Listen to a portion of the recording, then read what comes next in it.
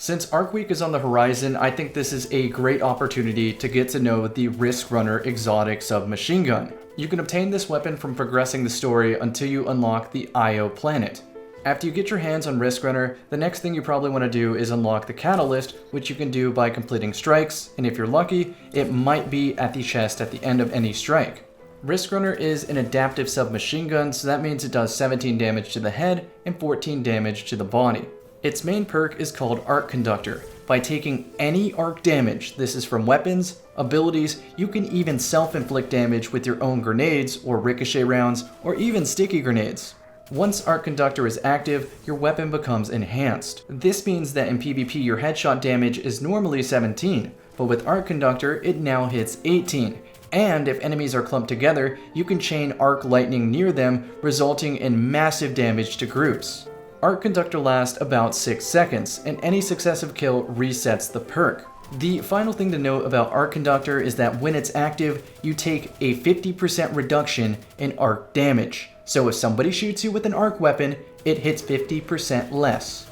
I'll talk more about that later in the video, but for now, let's look at the distance at which the lightning can chain to opponents. Alright, you are 4 meters away, correct? Yep. Yeah. Alright, shoot me with some arc. Okay, another shot. Oh my lord. Move it to 6 meters. Yeah, there we go. So are we at 7 now? Arc? Oh my goodness, that is so good. 7 meters. No, Alright, so, I didn't touch Echo, are it. you at 7 or 8? I'm a 7. 7? Okay, so It's let's... somewhere between 7 and 8. It's somewhere between 7 and 8. That's all we needed to learn from this. So as we learned from the live video, the chaining capabilities of Arc Conductor is under 8 meters. I think this is a natural point in the video to address the elephant in the room, or rather, the Recluse. More specifically, I want to answer that question of, well, since the Recluse is in the game, what's the point of Riskrunner? Okay, I'm gonna see how many bullets it takes to kill Camellia and then compare it to you. Oh, you want to see with the damage resistance? Yeah.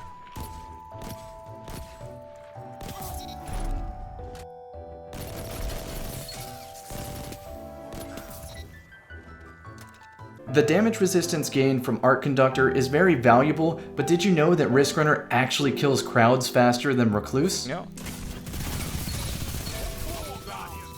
That was a lot better. Yeah.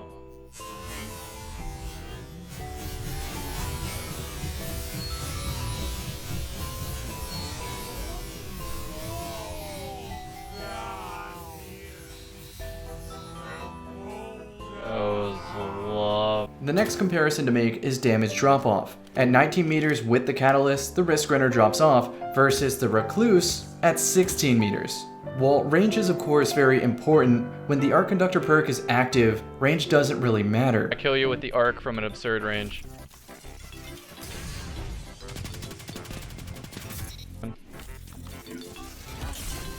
$40 meters?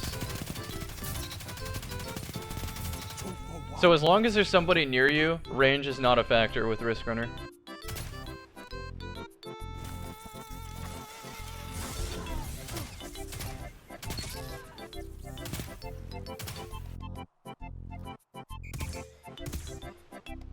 At the beginning of the video, I mentioned that you can hurt yourself with any arc damage to proc Arc Conductor. In the same way, you can hurt yourself on Bottom Tree Arc Strider to proc Combat Meditation, which helps you gain grenade energy faster. Specifically, it seems like you get about 1/3 of your grenade energy every time you're critically wounded. While I do feel that using Snipe plus Riskrunner is a very strong pairing, unfortunately the only Snipe in the kinetic slot with ricochet rounds that does enough damage to critically wound you is Shepherd's Watch, or some sort of green rarity sniper rifle that I don't remember the name of. As far as new sniper rifles with recent DLC, we have the Supremacy that can get ricochet rounds, but unfortunately, it just doesn't do enough damage to proc critically wounded. If you are going to go ahead and attempt this risky strategy in the Crucible, I recommend throwing on Wormhusk Crown or the Frosty Boots so that you can either have health back after damaging yourself, or you can just get your grenade that much faster. But make sure you angle the wall appropriately so you don't accidentally headshot yourself.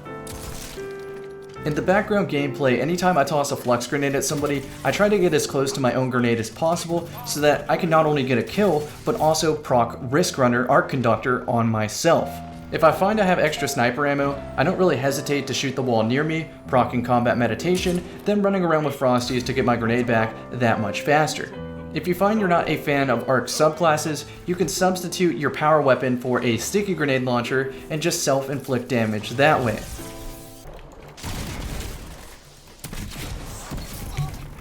Zone C captured. Zone advantage is yours.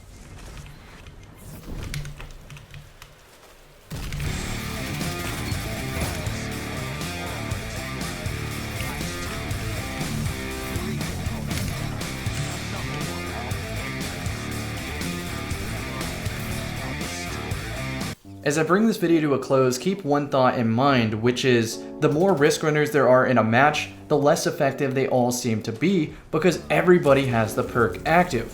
Because of this, I think it's a good idea to keep a Recluse in your back pocket just in case everybody tries to counter your Riskrunner with Riskrunner.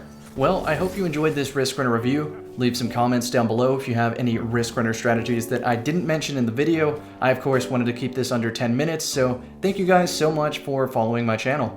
Is anybody going to actually play any arc subclasses with Spectral Blades still running around though?